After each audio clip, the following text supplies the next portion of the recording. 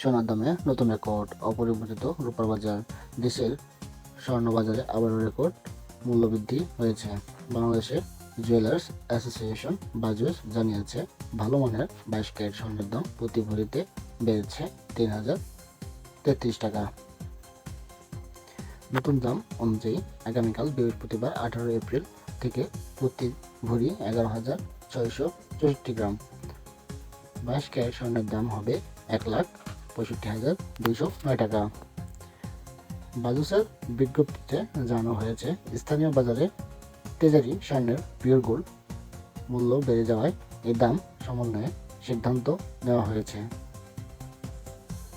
নতুন মূল্য অনুযায়ী 22 ক্যারেট স্বর্ণ 1,65,209 টাকা, 21 ক্যারেট স্বর্ণ 1,57,697 টাকা, 18 ক্যারেট স্বর্ণ 1,35,174 টাকা, সনাতন পদ্ধতির স্বর্ণ 1,11,659 টাকা।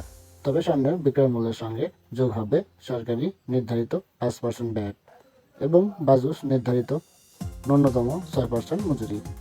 গহনার ডিজাইন ও মান অনুযায়ী মজুরির পরিমাণ কিছুটা ভিন্ন হতে পারে। এর আগে গত 25শে মার্চ সর্বশেষ স্বর্ণের দাম বাড়ানো হয়েছিল। সেদিন 22 ক্যারেট স্বর্ণের দাম ছিল 1,65,099 টাকা, যা ছিল দেশের ইতিহাসের সর্বোচ্চ।